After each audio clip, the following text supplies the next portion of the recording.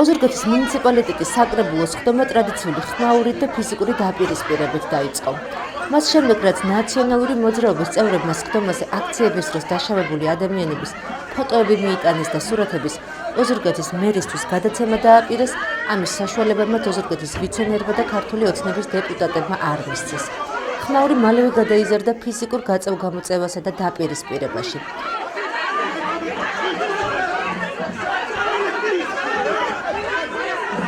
ჩაჩქოლის და მრავალმხრივი ფიზიკური დაპირისპირების დროს მსუბუქი დაზიანება მიიღო საკრებულოს პრეს-სამსახურის თანამშრომელმა.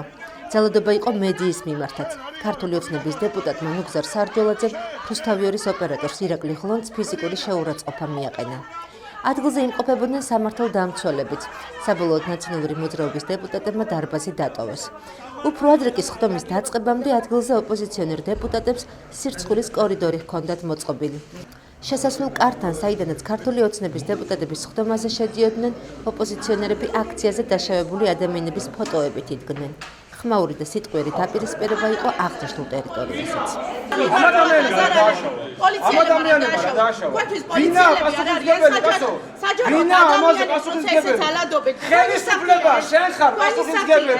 პოლიციელი რომელიც არის რა შენ გინდა სახელმწიფო მოხელე რომელიც არის ესე რომ ვთქვათ სახელმწიფო სახე პოლიციის მიდია რაღაცა ვერ ხდება კარგად ხოტანაში ვინა პასუხისმგებელი დღეს ვნახეთ რომ რუსული რეჟიმი რაც აკეთებს მთელ საქართველოში გადმოიტანეს უკვე აქ საკრებულოში იმის პარალელურად როცა დასახიჩრებული სიკვდილამდე რომ მიიყვანეს ახალგაზრდები ამ ბავშვების ფოტოები მოვიტანეთ აქ მაგრამ რომ არ ენახათ ეს ფოტოები ამის გამო მთელი მილიციის დაცვის სამსახურის მობილიზება ჩვენზე ძალადობა ვნახეთ და რისთვის აკეთებენ ხალხმა ამას იცით საკუთარ ხელფასებს იცავენ ახლა ხელფასებს იმატებენ აქ ამ ყველაფერს პარალელურად ამ დასახიჩრებული ხალხის პარალელურად ხელფასებს უმატებენ იმისთვის რომ არ შეიმჩნიონ ეს რა ვიცი საკუთარ მოქალაქეებს რომ ხოცავენ ქუჩაში ლამის და რეპრესიები მოაწყვეს ეს რო არ შეიმჩნიონ აი ამისთვის აქ ხელფასებს უმატებენ ხალხს